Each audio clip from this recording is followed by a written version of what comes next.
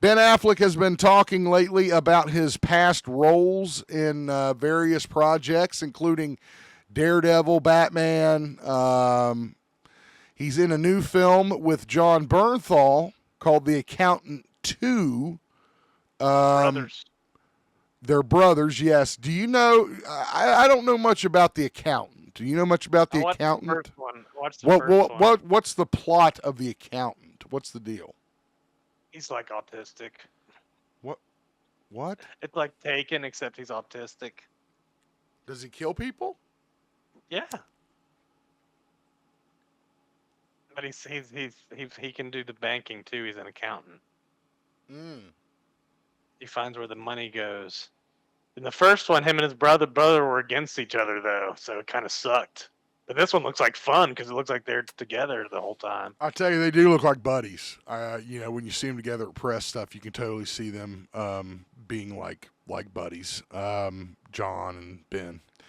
But Ben Affleck opened up about Daredevil, and of course, Daredevil Born Again, and John Bernthal being on that show, and explained kind of the mindset back in the day um, when they were getting that film made. What the thinking was, and kind of where Marvel was. It just wasn't a good place to introduce a character like Frank Castle. They were recently on a sit down with Jake Hamilton from Geek Tyrant, I think. And Ben was asked about, kind of the pre Kevin Feige leadership and, what changed after Feige came on board, and how Daredevil fits into all this. You can see he says, referring to John Bernthal, well, his Punisher is good. Daredevil was an interesting story. It was before Kevin Feige had stepped into the role of running Marvel. He imposed a kind of clarity of tone across those movies that sort of figured out the trickiest thing, which is how do you balance a movie where you got people wearing pajamas and have superpowers, and how seriously you take it, and how much humor is in it, and how much you wink at the audience, and what does the action have to look like. I completely agree with Ben so far. Feige knew that formula. He knew that you couldn't just go in there, I'm going to piss some people off, but much like a Snyderverse movie, and just start blowing shit up and expect everything to be fine. There has to be a balance. That's Um, kind of like the original X-Men movies. yeah, yeah, very They similar. didn't have suits and stuff like that. Right, right. He goes on to say it coincided with visual effects getting to a place where it could look really convincing. Now, let's not forget there was some complaints over Ben Affleck's Daredevil movie about his swinging through the sky and some of the acrobatics that took place, again, because a lot of it was practical. And a lot of it, was just the CG revolution hadn't quite taken hold yet. So, that's the deal with that. But it's a really great interview. If you want to read it, you can do so. It's on our Facebook page. Again, he talks about why a Punisher versus Daredevil team up would not have worked in 2004 because the tones are just so different. He does tip his hat to Charlie Cox as Daredevil. It looks like he doesn't watch a lot of this stuff. And I don't blame him. I mean, we all know what's happened to Ben over the past several years with superhero films, so I don't blame him for having a bad taste in his mouth. But again, I don't. Again, as you know, Christian, I'm not one of these people that has totally bashed Ben Affleck's Daredevil performance. I actually enjoyed it. Yeah, The director's I like cut, it too. particularly. Enjoyed the movie. Yeah. So I don't. Maybe it was bad timing.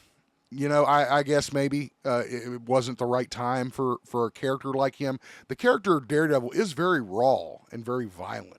And I got nervous the first time when I'm watching Daredevil in the theater and I hear somebody, when he knocks the guy onto the train tracks, um, I hear somebody go, "Oh my God, is he going to let him die?"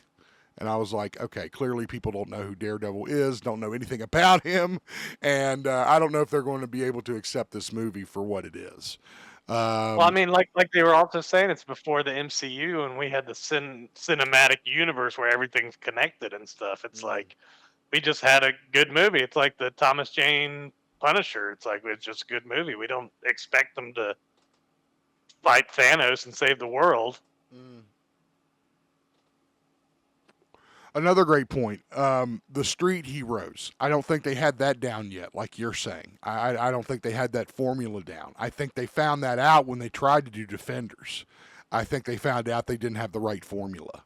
And, maybe they're trying to fix that with the new show. I don't know.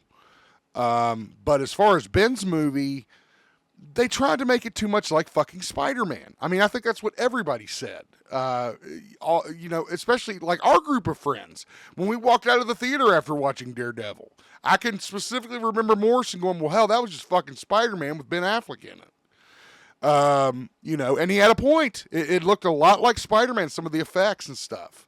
Now there were some things that were great, like his radar sense was praised for how it looked and how it worked through the movie and how they used it in the film.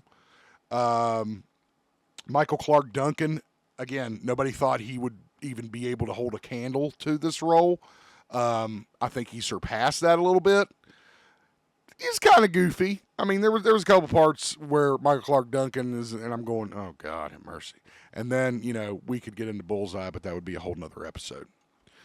I like Bullseye. I know. I liked Elektra too. I don't know if she needed her own movie, but she definitely did need her own movie. But I'm with you. I don't understand. I really don't understand the hate behind the Ben Affleck Daredevil movie. And maybe there isn't that much. Maybe I was going to say maybe it had to have been enough of a success to get an Elektra movie made. I would think so. Yeah, I would think so. And or it was just riding a Marvel wave. I don't know. I mean, it could be either way. But the point is that it wasn't a bad movie. And I will say this again. I've said this on this podcast many times. Go get the director's cut. Okay? Get the director's cut of the film. It completely changes the film and makes it into a coherent movie and a little bit more gritty, a little bit more violence, and I think makes it a better movie. So if you're going to go watch Daredevil, then I would suggest you watch it on the director's cut.